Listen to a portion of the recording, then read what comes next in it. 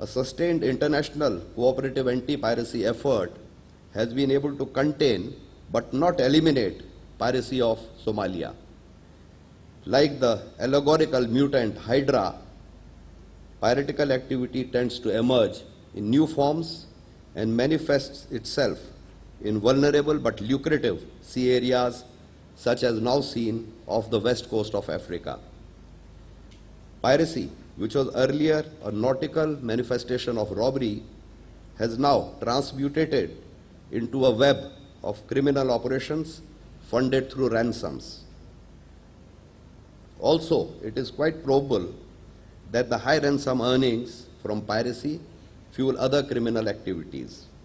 It is therefore no surprise that the recent audacious terror attack in Nairobi is purported to have its roots in piracy.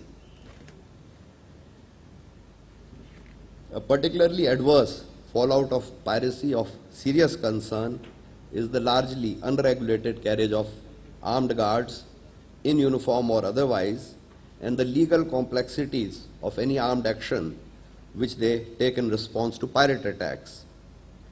There are close to 140 private maritime security companies operating in North Indian Ocean, which hire out privately contracted armed security personnel.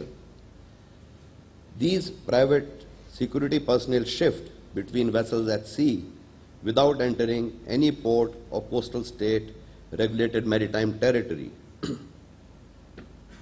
While this venture is regulated in Sri Lanka and, as the Defense Secretary referred, is a public-private partnership, in many cases it remains thoroughly unregulated.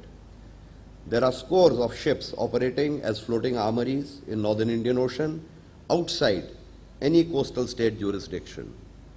There are reports that even uniformed combatants from some countries are employed in some cases on these floating armories. Presently, there is no international registration or regulation, nor any enforceable law governing these companies or these armed personnel. While there is a theoretical flag state jurisdiction, in practical terms, it is difficult to enforce. Just last month, a Sierra Leone flagged vessel, Seaman Guard Ohio, with 25 armed guards and 10 crew members of 4 different nationalities, British, Estonian, Ukrainian, and Indian, was apprehended inside Indian territorial waters and is currently under investigation. The master has been unable to produce authorization to carry 34 sophisticated automated arms and ammunition found on board and clarify other details.